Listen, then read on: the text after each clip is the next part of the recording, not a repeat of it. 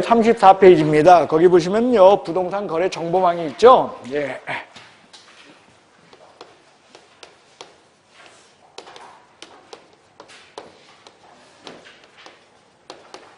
자, 일단요, 부동산 거래 정보망은 국토교통부 장관만 나와. 여기에 그러니까 시도지사나 등록관청이 나오면 무조건 틀리는 거예요. 누구만 나와야 돼? 그래도 국토교통부 장관한테 지정을 받고요. 국토교통부 장관이 운영규정을 승인을 해요. 그리고 잘못을 저지르게 되면 500만 원 이하 과태료 국토교통부 장관에 의해서 이루어지고요. 그 다음에 지정 취소 역시 국토교통부 장관에 의해서 이루어져요. 오로지 국토교통부 장관만 나와야 돼. 두 번째로는요, 부동산 거래 정보망은 개업 공인중개사만 나와야 돼. 의뢰인 이야기 나오면 무조건 틀려. 누구 나오면? 의뢰인은 나올 수 없어요. 오로지 개업 공인중개사만 나와. 그러니까 여러분들 시험에 이렇게 나와요. 부동산 거래 정보망이란 개업공인중개사와 의뢰인 상호 간의 부동산에 관한 정보를 교환하는 체계를 말한다. OX. 개업공인중개사 상호 간의 부동산에 관한 정보를 교환해요. 그러니까 여러분들이 알고 있는 직방 같은 거 있죠. 거래정보망 아니에요. 그리고 여러분들이 알고 있는 네이버나 다음에 보면은 부동산 정보 있죠. 그거 거래정보망 아닙니다. 여기는 의뢰인들이 못 봐요. 폐쇄망입니다. 웹형태가 아니에요, 저게. 그래서 개업공인중개사만 나온다라는 사실을 기억하셔야 돼요. 부동산 거래정보망이란 중개 의뢰인으로부터 중개를 의뢰받아 개업공인중개사에게 정보를 올려놓는 체계를 말한다. OX, X인 거야. 의뢰받아라는 게 뒤에 나와 있거든. 그러니까 중개 의뢰인으로부터 의뢰받아 맞는 줄 알아. 틀려요. 무조건 누구만 나와야 돼? 개업공인중개사.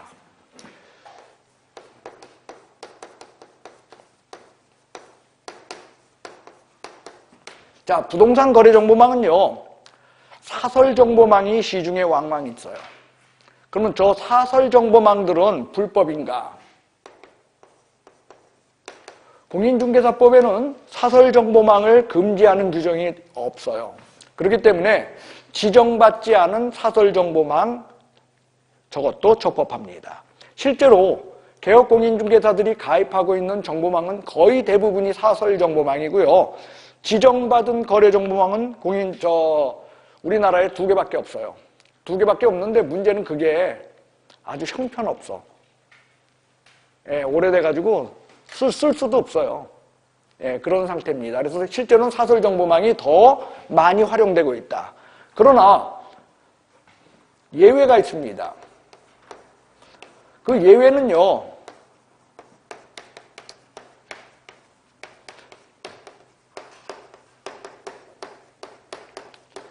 전속중개계약 시에 공개에 관한 문제로 아까 7일 이내에 부동산 거래 정보망 또는 일간신문의 정보를 공개하여야 하며 했는데, 그때 그 부동산 거래 정보망은 사설 정보망에다가 공개한 것도 전속중개계약시에 공개에 합당한 것으로 인정받는가?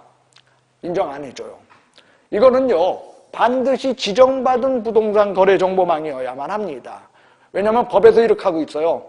공인중개사법 제24조 규정에 의한 거래 정보망에 공개를 한다. 이렇게 되어 있어. 그 얘기는 사설 정보망은 공개로서의 효력이 없어요. 사실은 문제죠.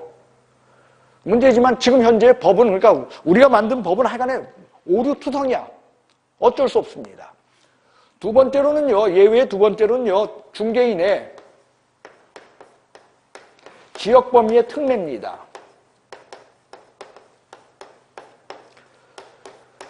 예, 중개인은 사무소가 속한 시도 물건 말고는 중개할 수 없다 그랬죠. 단 부동산 거래 정보망에 가입하고 그 정보망에 공개된 물건에 한해선 타 지역 물건도 중개할 수 있다라는 특례가 있었죠. 그때 거기서 말하는 부동산 거래 정보망은 사설 정보망도 포함되는가? 아니라는 거예요. 얘네 두 개만큼은 반드시 지정받은 거래 정보망이어야 합니다.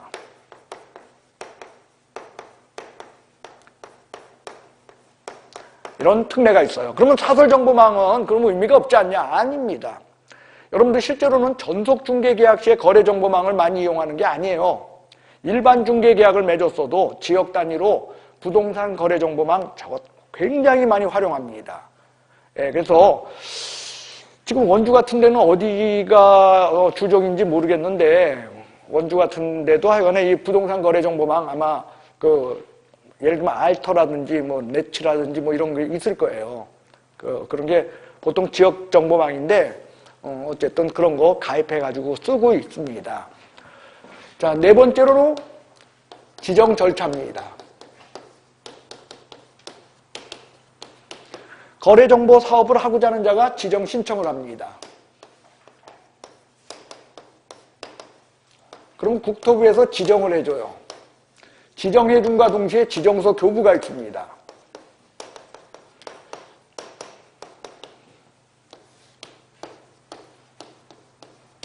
이게 30일이요. 며칠 이내? 30일 이내. 그래서 지정받고 나서 운영규정을 정하여 승인을 얻습니다. 이게 3월입니다. 그리고 공개 업무를 개시합니다. 이거는 이날로부터 1년입니다. 일단요, 칠판을 보십시오. 시험 문제가 더러워요. 시험 문제가 여러분들 이렇게 보면 굉장히 간단한데 저건 말로 나오잖아. 이렇게 나온다는 거예요. 지정 신청이 있은 날로부터 운영규정 승인은 3월 이내에 이루어진다. OX. 어느 날로부터요? 지정 또는 지정서 교부가 있은 날로부터 이게 3월인 거예요. 그 다음 지정 신청이 있은 날로부터 지정은 3월 이내에 이루어진다. 3월이요? 30일이요? 그 다음 요게 30일, 요게 3월이니까 요게 1년인 줄 알아. 운영규정 승인을 얻은 날로부터 공개 업무는 1년 이내에 행해져야 한다. OX? X인 거야. 여러분들 끝이든 처음 출발이든 반드시 지정 또는 지정서 교부는 들어가야 돼요. 그래서 30일, 3월, 1년 요거만큼이나 지정 신청에서 지정 또는 지정서 교부에서 운영규정 승인 이런 것들이 맞아떨어져야 돼. 그 다음 여러분들 눈 뜨고도 이게 3월 이내에 지정받은 날로부터 3월 이내에 운영규정 승인이라는 거 알면서도 틀리는 게 이런 거예요. 여기 보십시오. 자, 부동산 거래정보망을 운영하고자 하는 자는 칠판을 보세요. 부동산 거래정보망을 운영하고자 하는 자는 운영규정을 정하여 지정신청하여야 한다. OX. 운영규정을 정하여 지정신청하고 지정받고 나서 운영규정 승인 나중에 하는 거야. 그러니까 운영규정을 정해서 미리 지정신청하는 게 아니에요. 운영규정 승인은 여기에 있어. 그러니까 지정받고 나서 운영규정 미리 여기서 정해가지고 승인받으면 되는 거야. 우리가 얼핏 생각하면 나는 어떻게 운영하겠다라는 것을 지정신청하기 전에 미리 정해서 올 것 같지 않아요? 그런데 여기서 해. 그러니까 그런 말에 그냥 영락없이 걸려들어. 부동산 거래정보망 운영하고자 하는 자는 운영규정을 정하여 지정신청하여야 한다. OX. X야. 지정신청할 때 갖춰야 될 것은요. 첫째로 신청서 작성하는 거예요.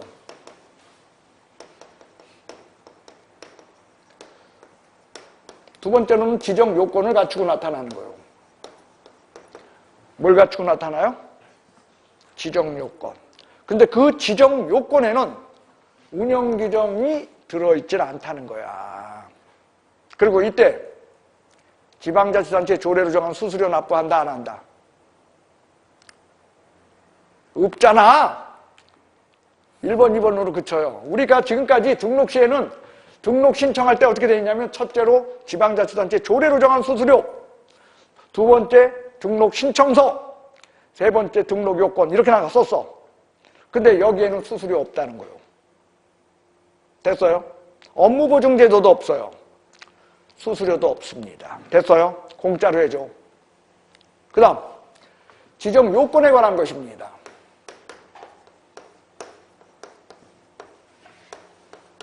지정 요건에 관한 것은요, 전제 요건이 있고요, 가입 요건이 있고요, 인적 요건이 있고요, 물적 요건이 있습니다. 이 네 가지가 지정 요건에 관한 것으로서 전제가 뭐냐?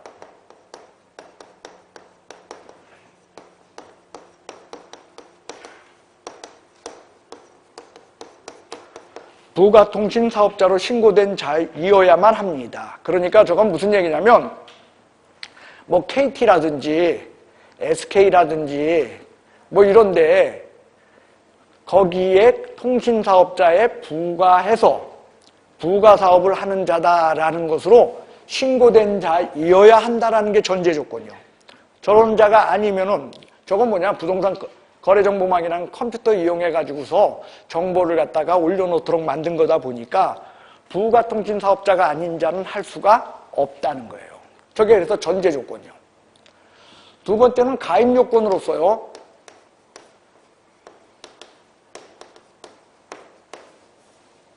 개업공인중개사 500명 이상이 가입하고요.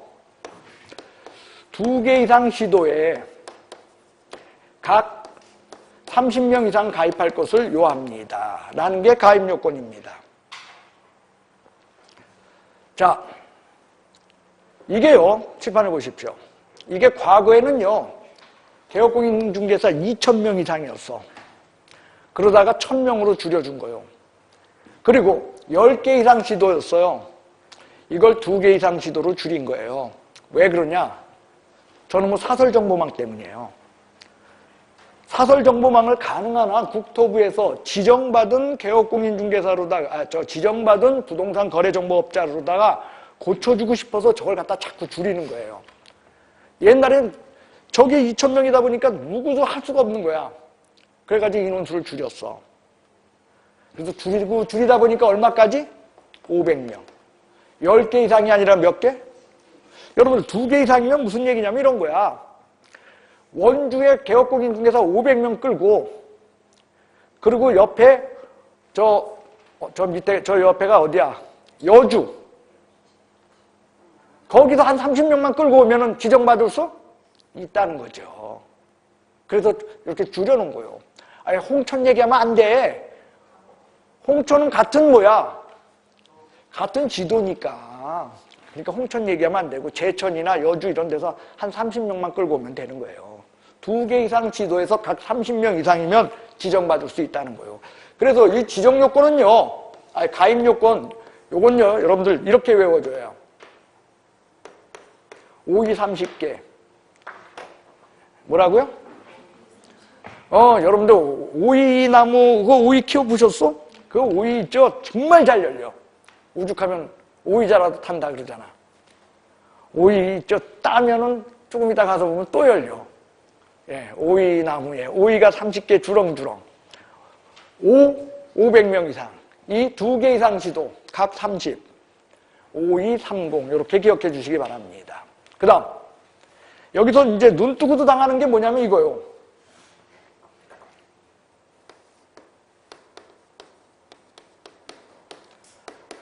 공인중개사 500명 이상이 가입해야 된다라고 나와.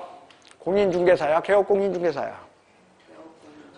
누가 가입해? 봐봐. 누구만 나와? 개업공인중개사야. 근데 공인중개사 500명 이상이 가입하여야 하고 하면은 여러분들은 지금 공인중개사로 읽고 눈으로는 머리로는 누굴 생각해? 개업공인중개사로 생각하면서 다 알아서 틀려. 이러면 되겠어? 개업공인중개사지 공인중개사가 아니라는 거예요. 여기 가입하는 건 개업공인중개사입니다. 그 다음 인적요건으로 사람을 고용해야 돼요.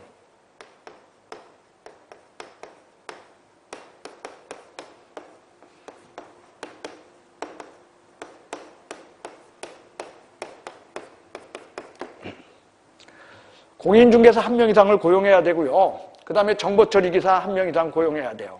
칠판을 보세요. 여기는 개업공인중개사 아니야.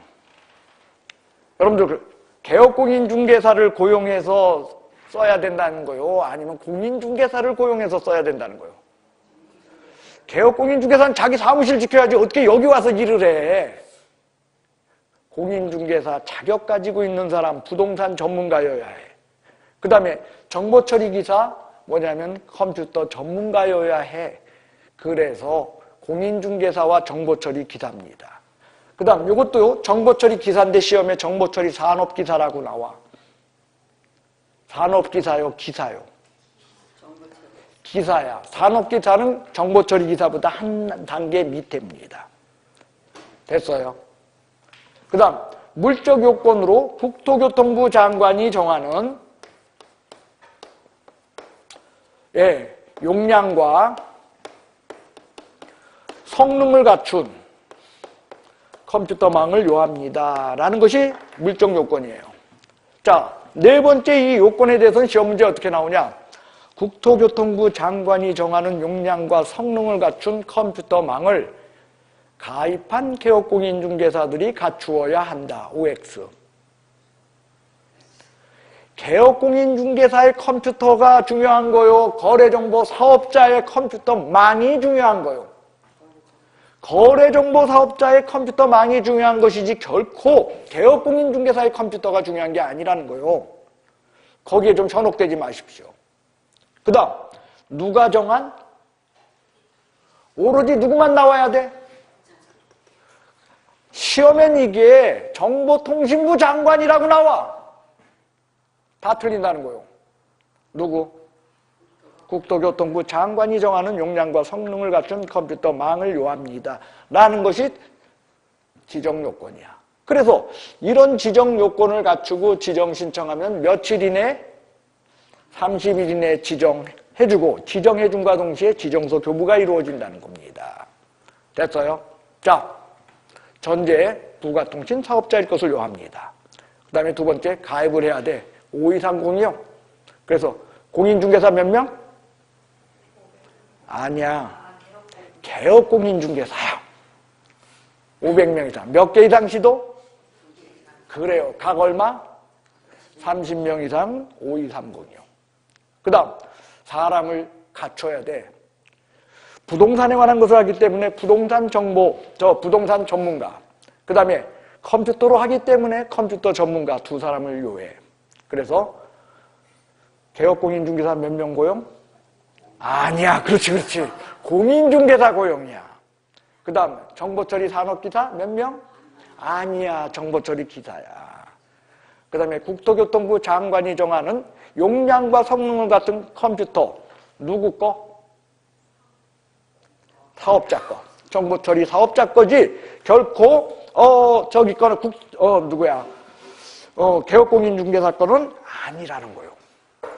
구별할 수 있죠? 그 다음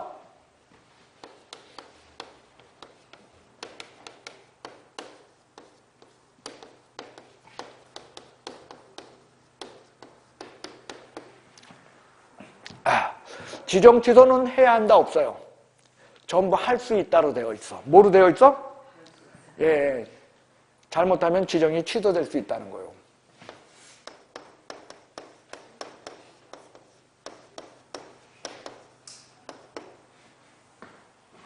칠판을 보시오. 이게 무슨 뜻이오? 예? 임금님, 선생님, 와이프 하나다. 그런 뜻이죠. 그 와이프한테 잘하셔.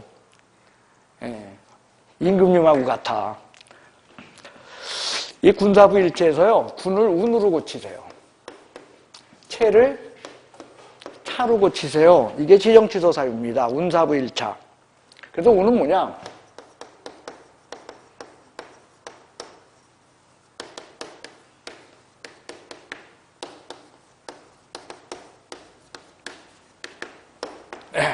운영규정 승인 없이 그 내용에 어긋난 운영을 했을 때는 지정이 취소될 수 있습니다. 라는 거예요. 사는 뭐냐? 사망 해산의 경우 지정이 취소될 수 있습니다. 자, 일단요. 요거 한번 봅시다. 사망 해산의 경우 지정이 취소되어야 한다겠어? 될 수 있다겠어? 아니, 사망했는데 취소해야 되는 거 아니야? 라고 생각하기 쉽죠? 근데 할 수 있다가 맞는 거예요. 왜 그러냐? 이거는요, 등록하고는 달라요. 일신전속적이지 않습니다.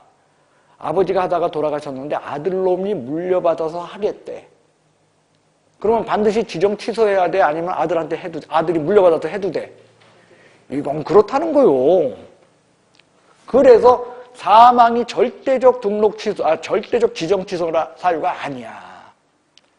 그 다음, 사망이 지정 취소 사유에 있는 걸 보니까 이 부동산 거래 정보업자는 반드시 법인이어야 한다. 아니면 개인 사업자도 가능하다. 그렇죠. 컴퓨터 자기가 전문가라면 전문가면 저 부가통신사업자 신고하고 할 수 있다는 거야. 개인도 부동산 거래 정보망 운영할 수 있다야. 그거 여러분들 기억해 달라는 거예요. 실제로 그러냐? 그거 뻥이요. 불가능해요. 왜? 부가통신사업자로 신고된 자 법인이어야만 해. 그러니까 개인은 부동산 거래 정보망 운영할 수 실제로는 없어요. 없는데 우리가 그거 총기를 누설할 필요는 없어. 왜? 남들은 다 된다는데 사망해산. 우리는 그러니까 개인 사업자는 부동산 거래 정보망 운영 못한다라고 우리만 떠들 필요가 있다 없다? 없어. 남들 따라가는 거야. 그러면 나중에 이게 시험 문제에서 뭐 이의 제기가 되든 어쨌든 간에 올정답 처리되든 그런 식이지. 우리가 그걸 괜히 해가지고서 모의고사 그러니까 가답안하고 가채점 답안하고 나만 틀려가지고 어쨌든 고민할 필요는 없잖아. 그러니까 사망해서 사망을 통해서 기억합시다. 뭘 기억해요? 개인 사업자도 돼. 자, 그 다음 그러면 이거야. 개업공인중개사는 이 부동산 거래 정보망을 운영할 수 있냐는 거야. 개업공인중개사가. 개인인 개업공인중개사의 경우에는 부동산 거래 정보망 운영할 수 있어요. 자기가 부가통신사업자 신고하고 이런 사람들 고용하고 여기 가입시켜서 하면 돼. 근데 법인은 안 돼요. 왜? 법인은 14조 업무로 제한되잖아. 근데 14조 업무에 보면 요거 있었어 없었어? 지난주에 빠진 사람들은 무슨 소린가 하죠? 예, 그냥 이걸로 끝쳐. 오늘로 하고 오늘 거는 오늘로 끝내. 자, 해산 이걸 통해서 기억합시다. 법인인 개업공인중개사도 운영할 수 있다? 못한다. 됐어요? 자, 세 번째는 뭐냐? 거짓 부정한 방법에 의한 지정입니다. 이 거짓 부정한 방법에 의한 저거는요. 행정처분에 취소자가 붙는 데는 세상에 있는 모든 취소에는 저게 다 붙어 있어요. 거짓 부정한 방법에 의한 모든 법규에. 그러니까 자, 절 좀 보시오. 우리 법에 취소자가 붙는 게 뭐가 있냐면 자격 취소, 등록 취소, 지정 취소가 있어요. 자격 취소에도 보면 거짓 부정한 방법에 의한 자격 취득, 자격 취소야. 여러분들 실제로 거짓 부정한 방법에 의한 자격 취득이 어떤 거요? 한번 예를 들어봐. 거짓 부정한 방법에 의해서 자격 취득했어. 어떤 거야? 어떤 거? 얘기 들어봐. 없어. 컨닝했다고? 안 걸리면 됐지. 안 걸리면 넘어간 건데 무슨 그걸 어떻게 해? 없어요. 거짓 부정한. 그런데도 들어있어. 하여간에 무조건 거짓 부정. 이것만 들어가면 뭐야? 무조건 취소야. 거짓 부정한 방법에 의한 등록. 그거는 절대적 등록 취소야. 거짓 부정한 방법에 의한 지정? 그러니까 지정 취소 사유요. 이름 뭐냐? 1년 넘도록.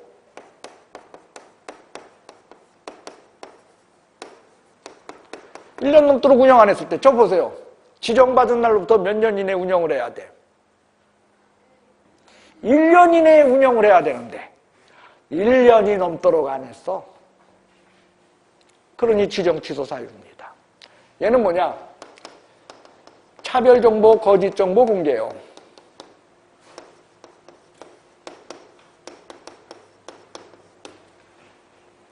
자, 여기서 거짓 정보 공개와 거짓 지정 달라? 그죠? 예, 거짓 부정한 방법에 의한 지정 이거하고 이건 거짓 정보를 공개해. 자, 여러분들 차별정보, 거짓정보 공개는 누가 하는 거예요, 이거? 개업공인중개사가 한 거야? 아니면 거래정보사업자가 한 거야? 그렇죠. 거래정보사업자가 했으니까 지정이 취소되지. 그래서 시험 문제야.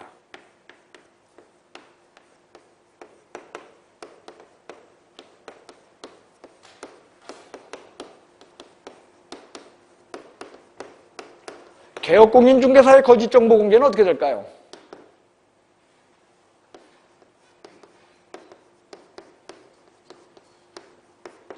개업공인중개사의 거짓정보는 업무정지 사유입니다. 그리고 개업공인중개사는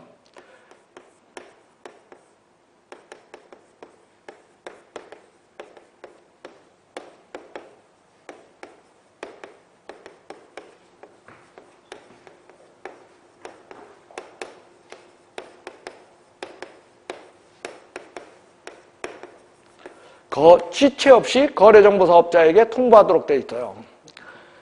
법에는요, 이게 거래 성립으로 되어 있지 않고 거래 완성으로 되어 있어요. 그래서 유일하게 거래 완성 여기서 나오는데, 거래 완성이 내가 볼 때 틀린 얘기야. 그래서 그냥 거래 성립으로 썼어요.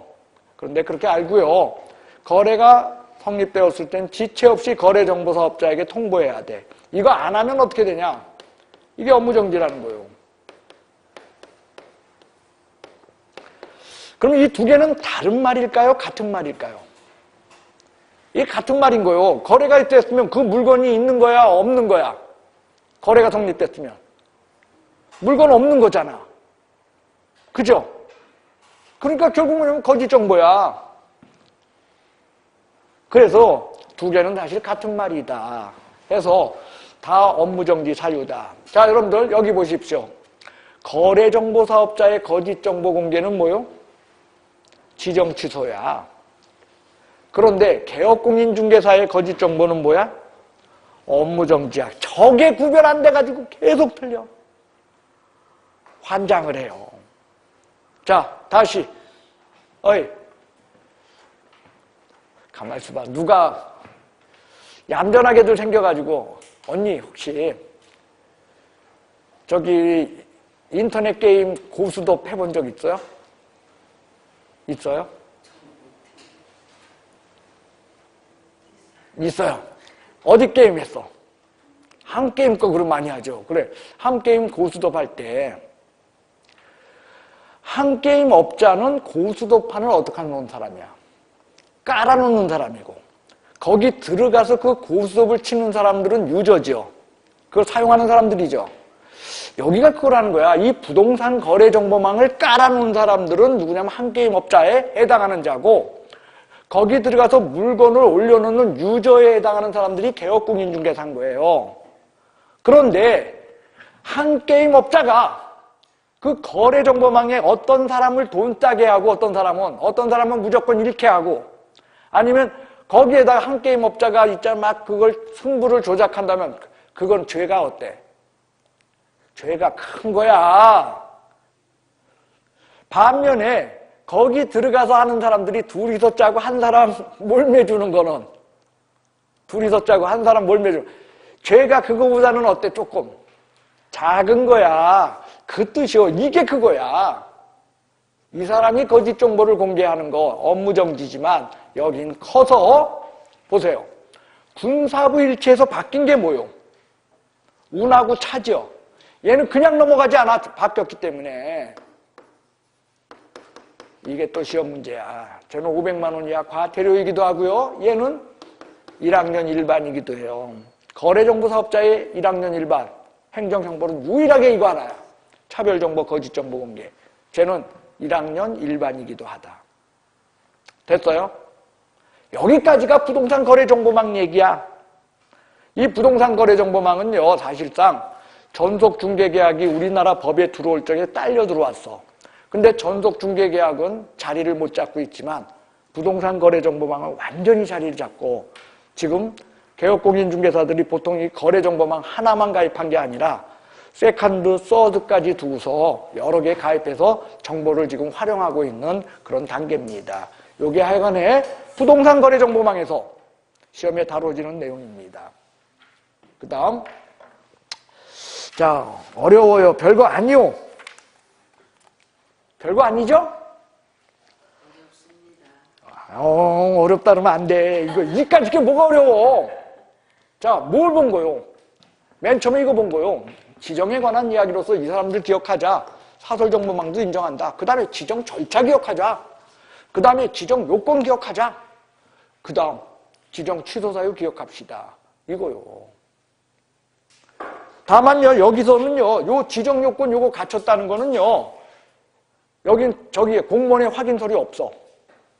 공무원 확인 서류 있어 없어? 다 제출이야. 이거 신고서 4번 제출하는 거고, 요건 뭐냐면 이들의 등록 신청서 제출하고 가입 이용 신청서 제출하고, 요것도 공인중개사 자격증 내야 돼. 4번을. 여기도 자격증 4번 내야 돼. 이 뭐 컴퓨터 재원표 같은 거. 그러니까 여기 공무원의 확인 서류가 있다 없다? 다 제출이야. 그게 차이점이에요. 근데 그거 나중에 하죠. 자, 오늘 수업의 마지막입니다. 36페이지를 보시면은요, 개업공인중개사의 기본 윤리가 있어요.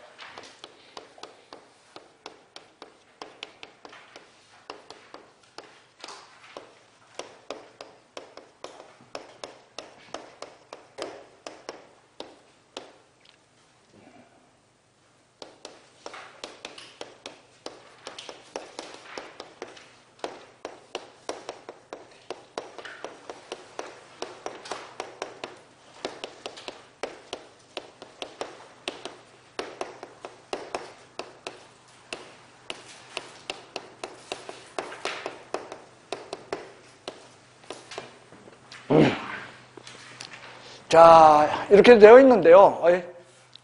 여기는요, 신의성실은요,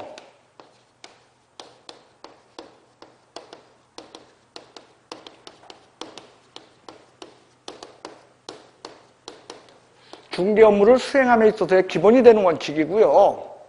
품위유지 의무는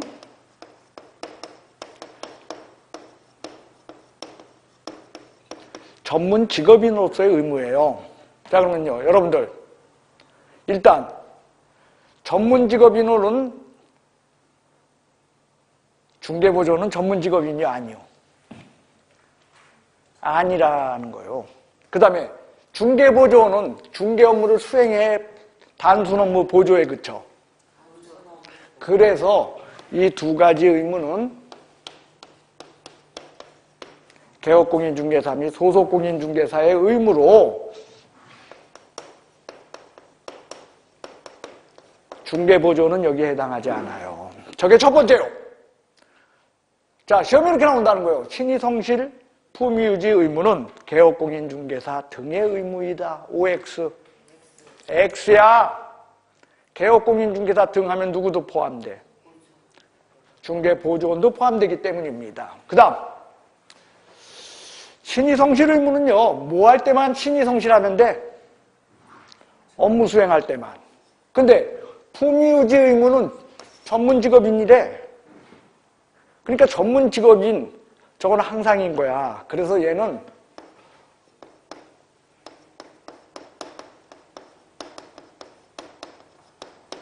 언제나 항상 꼭 지켜야 되는 의무가 품위유지야. 그러니까 나 같은 사람은 품위가 없어가지고선 개업공인중개사나 소속공인중개사 노릇을 할 수가 없어. 그 다음 신의성실 의무에 위반되었을 때는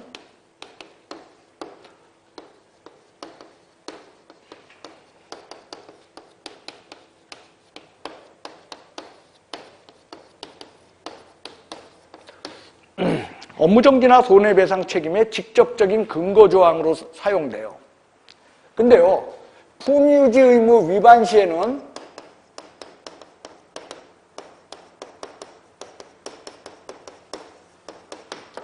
아무것도 아니야. 자, 개업공인중개사가 술 먹고 오바이트 했어. 품위유지했어, 못했어? 그래서 업무정지 처분 받아야 돼? 아니요. 그래요. 여러분들, 다만요, 시험 문제가 신의성실과 품위유지 의무 위반이라고 두 개가 같이 나왔을 때는, 그거는 이게 두 개가 같은 법조문에 있어요. 그래서 같이 나왔을 때는 업무정지와 손해배상 책임이 돼요. 같이 들어있을 때는. 근데 품위유지 의무 위반만 물어봤을 때는 아무것도 아닌 거예요. 여러분들 이 품위유지 의무 이런 걸 갖고 우리는 모조항이라 그래요. 또는 열린 조항이라 그래요. 그건 무슨 얘기냐면 바운드리 그 한계가 어디까지인가가 모호해요. 애매한 거야. 열려있기 때문이에요. 이런 조항을 가지고 대국민한테 불이익한 처분하는 데 사용될 수 없어요. 자, 이게 무슨 얘기냐면 예를 들어 봅시다. 법에 이런 조항이 있으면 안 된다는 거죠. 나쁜 짓 한 사람은 5년 이하의 징역에 처한다. 나쁜 짓 한 사람은 5년 이하의 징역에 처한다. 따님이 저기 엄마한테 대들었어. 나쁜 짓이야? 나쁜 짓 아니야? 딸이 없어요? 나쁜 짓은 나쁜 짓. 예? 나쁜 짓이니까 걔 징역 가야 돼? 그건 모조항이라는 거. 어디까지인지 그 바운더리가 불분명할 때는 그건 조항 이용 못해요. 그래서 아무것도 아닌 거예요, 이 조항은. 하지만 신의성실 원칙은 달라요. 우리가 얼핏 생각하면 신의성실도 품위유지만큼이나 모호할 것 같아. 근데 안 그래요. 신의성실은요, 원칙이고 저건요, 의무 정도가 아니라 법의 원칙이요. 한마디로 뭐냐면 바운더리가 모호한 게 아니라 바운더리가 어마어마하게 큰 거야. 닫혀 있어. 근데 너무 커. 그래서 신의성실이라고 하는 저 원칙 하에 뭐 중개계약서 제대로 작성할 의무, 보존 의무 이런 거 있고요. 2주일에 1회 이상씩 업무 처리사항, 뭐 문서로 통지할 의무가 있고 이중등록 금지 원칙도 존재하는 거고 저기에서 이중사무소 금지 원칙도 있는 거고 그 다음에 무슨 원칙도 있고 금지행위 원칙도 있고 개개의 원칙들이 존재해요. 저 조항하에. 그러니까 이런 거는 이런 걸로 처리하고 이런 건 이런 걸로 처리하고 이런 건 이런 걸로 다 처리하면 되는데 문제는 이런 거야. 남는 영역들. 요걸 처리하려고 법조문 만들고 또 만들면은 영역이 훨씬 나아져 아니면 오히려 커버할 수 없는 영역이 점점 세분화돼. 그러니까 법조문을 만들질 않고 이거를 전부 뭘로 처리를 해버린다? 신의성실 원칙 위반이라고 하는 것으로 처리하는 것으로서 절대로 이건 열린 조항이 아니에요. 신의성실 원칙은 큰 지배하는 원리일 뿐입니다. 그래서 신의성실 원칙 위반이라는 이유로 직접 업무 정지 처분도 손해배상 처분도 할 수 있다라는 거예요. 됐어요? 그 다음 비밀 준수 의무는요.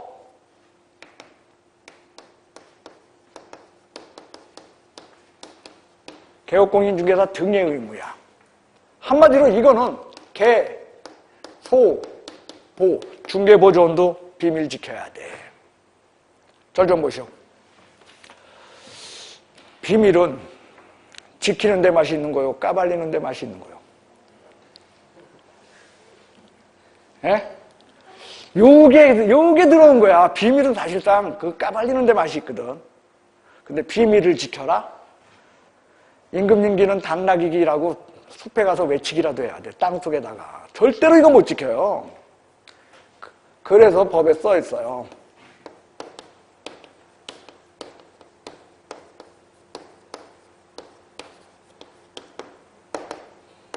모든 비밀이 아닙니다. 어떤 비밀? 업무상 알게 된 비밀만 지키면 돼. 다행이죠. 근데 업무상 알게 된 비밀을 몇 년간 지켜야 되냐는 거예요. 즉 시효제도가 존재하는 거냐 이거죠. 뭐 안날로부터 3년, 뭐 저기로부터 10년, 뭐 이런 게 있냐는 거야. 그래서 여기 써 있어. 무덤까지라고 써 있진 않아. 어떻게 적혀 있냐?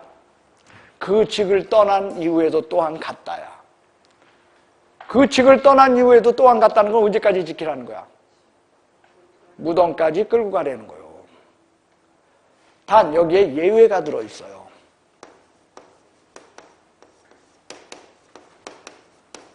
이 법 또는 다른 법에 특별한 규정이 있는 경우는 제외하고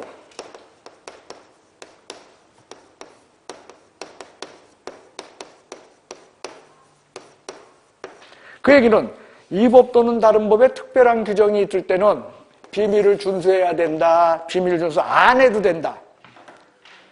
안 해도 된다는 거예요. 그러면 이 법 또는 다른 법의 특별한 규정, 이건 뭐냐?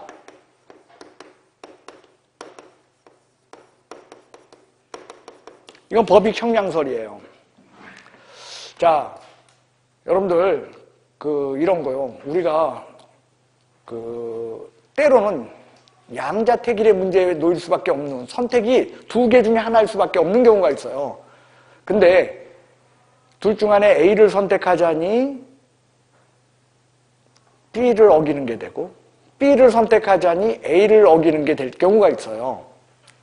이럴 적에는 더 큰 법익을 지키기 위해서 한 개의 법익을 포기했을 때 죄가 되지 않는다라는 것이 법익 형량설이에요.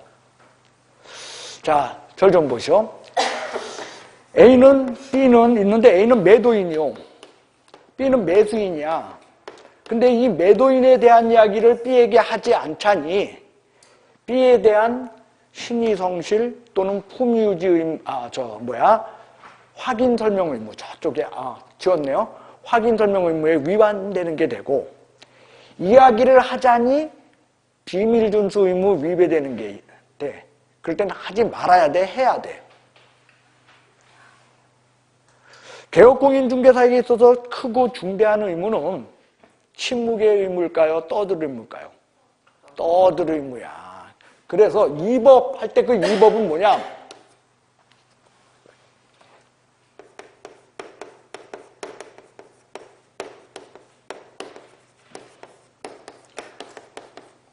확인설명 신의성실입니다. 신의성실 확인설명 앞에서는 여러분들 저건 깨질 수 있다는 거예요. 다른 법, 요건 뭐냐? 선서한 증인. 국회나 법정에서 선서한 증인의 경우 비밀을 누설했다 할지라도 죄가 되지 않는다는 거예요. 더 큰 법익을 지키기 위해서 했거든. 자, 배가 난파되었어. 여러분들 있잖아. 돈 되게 많이 벌 거 아니야, 이제. 그래서 크루즈 여행을 떠난 거야, 크루즈 여행을. 돈 엄청 벌었으니. 그런데 배가 난파돼 버렸네. 근데 작은 구명보트 하나를 잡았어, 내가. 요게 근데 두 사람밖에 못하네. 근데 지금 바닥에 물에 신랑하고 애하고 둘이서 허부적거리고 있어. 신랑을 살리자니 애가 죽겠고, 애를 살리자니 신랑이 죽겠어. 언니 누구 구할래? 누구 구하실래? 이게 여자들한테 물어보면 답이 안 나와. 답이 그냥 무조건 어렵질 않아. 100이면 100 다 애 구한대. 근데 남자들한테 물어보면 답이 좀 그래도 다양해요. 와이프 구한다는 사람 많아요. 의외로. 남자들한테. 그러면은 결국 애 구했다면 신랑에 대한 살인죄입니까? 하나의 법익을 택하기 위해서 하나의 법익을 무너뜨려야만 하잖아. 그게 살인죄가 아닌 법익 형량설에 의해서 용서받는다는 얘기예요, 저게. 그 뜻입니다. 됐습니까? 그 다음, 얘는요, 중개사법의 1학년 일반이요, 위반 시에 몇 학년 몇 반? 1년 이하의 징역 1,000만 원 이하 벌금형이고, 유일한 반의사 불벌죄로 되어 있어요. 공인중개사법의 반의사 불벌죄는 얘 하나야. 비밀준수 의무. 자, 그러면요, 여러분들 저 반의사 불벌죄, 저게 뭐냐? 피해자의 명시한 의사에 반하여 벌하지 아니한다는 죄예요.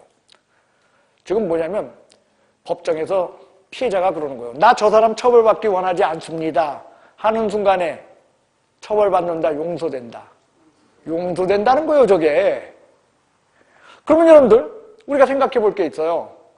아니, 너가 비밀을 누설해가지고 내가 정신적으로 피해를 엄청나게 받고 내가 도저히 용납할 수 없다라고 해가지고 도끼 눈 해가지고서 고발했던 사람이 법정에서 그럽니다. 나 저 사람 처벌받기 원하지 않습니다. 왜 갑자기 심경의 변화가 왔을까요? 왜?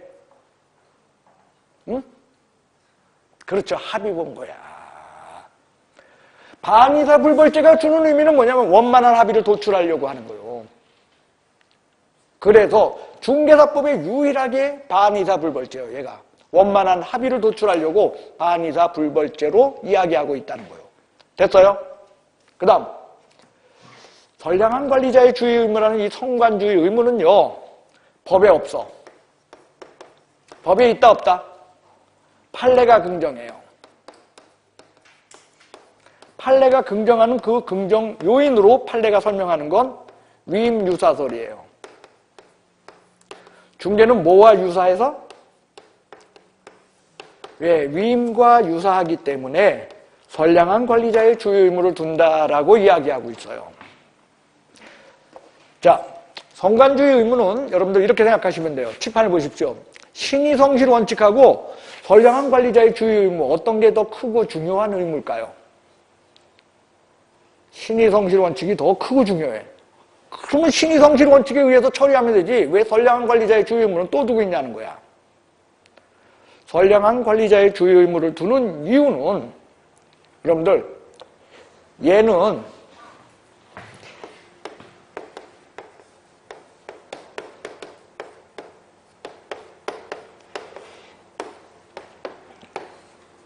이행 단계를 지배하고 있기 때문입니다. 무슨 단계요? 아까 신의성실 원칙이 지배하는 건 뭐냐면 중개행위에서 지배를 해. 그런데 이행 단계는 중개라 그랬어? 아니라 그랬어? 이행 아까 썼죠? 계약금, 중도금, 잔금 뭐 이런 거 치른 건 이건 중개 아니야. 거기를 지배하는 원칙이 뭐다? 선량한 관리자의 주의 의무라는 거예요. 자, 선량한 관리자의 주의 의무는 신의성실 원칙처럼 센 의무가 아니야. 저건 일반인, 보통인들이 지니고 있는 있죠? 주의 의무요. 그리고 아무한테나 발생하는 게 아니고요. 세 가지 원칙에 의해서 발생해요. 그 세 가지 원칙은 이런 거예요. 계약에 의해서 또는 생례적으로 또는 선행사건 때문에 이 세 가지에 의해서 신의성실 원칙, 선량한 관리자의 주의 의무가 지배합니다. 자, 예를 들면 이런 거요. 내가 옆집 사람하고 되게 친해. 엄청 친해. 아주 무지무지하게 친해. 근데 옆집 사람이 빨래를 갖다가 앞마당에다 빨래를 널어놓고 나갔는데 비가 내리네. 갑자기 소나기가 와. 나는 담을 넘어가서 그 빨래를 걷어줄 의무가 있다, 없다? 없다. 근데 그 집에 가정부가 있었어. 집주인하고 더럽게 사이가 안 좋아. 널어놓은 빨래를 거둘 의무가 있다, 아니면 쳐다보고만 있어도 된다? 그게 차이가 뭘까요? 그게 선량한 관리자의 주의 의무라는 거예요. 누구에게나 선량한 관리자의 주의 의무가 있는 건 아니야. 고용이라는 계약을 통해서 가정부는 있지만 나는 아무리 친해도 그런 의무까지 존재하지는 않는다는 거예요. 박태환이가 수영 더럽게 잘하거든? 근데 박태환이가 이렇게 지나가는데 길거리를 여기 옆에 연못이 있었는데 연못에 애가 빠져서 허부적거려. 박태환이는 옷 벗고 뛰어들어서 그 애를 구출해줄 의무가 있다, 없다? 예? 선한 사마리아인의 법을 가진 나라는 없어요. 어느 나라도. 그런데 그 연못의 관리인은 그 애 구출할 의무가 있다, 없다? 있다는 거예요. 그 애의 아버지는 구출할 의무가 있다는 거예요. 됐어요? 계약이나 뭐에 의해서? 생례적으로. 그게 선량한 관리자의 주의 의무예요. 그 계약, 바로 위임 계약에 의해서 판례는 중개는 위임과 유사하기 때문에 이 위임 계약에 의해서 선량한 관리자의 주의 의무라는 것을 둔다는 거야. 그래서 신의성실이 지배하지 않는 이행 단계에서는 무슨 원칙에 의해서? 선량한 관리자의 주의 의무에 의해서 처리를 하고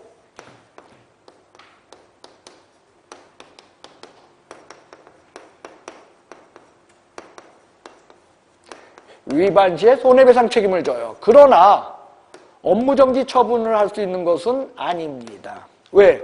업무정지 처분은 법에 써 있어야지 하는 거야. 꼭 기억하세요. 업무정지는 법에 써 있어야 되는데 얘는 선량한 관리자의 주의 의무는 법에 써 있다, 안 써 있다? 안 써 있다. 그래서 민사상 손해배상 책임의 문제를 신의성실, 선량한 관리자의 주요 의무를 두어서 물을 수는 있으나 업무정지 처분까지 할 수 있는 것은 아닙니다라는 것이 일반 의무야. 이런 게 있죠. 여러분들 오늘 그 나가는 문제집에 있을 거예요. 문제에 있을 거예요. 이런 것들이.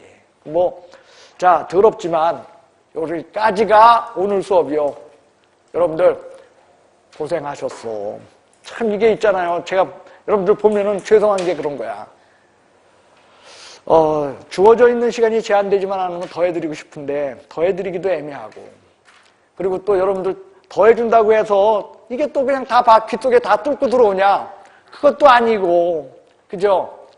11, 12월은요, 귀를 뚫는 시간을 가졌으면 합니다. 고생했어요. 옆에 분 쳐다보고요.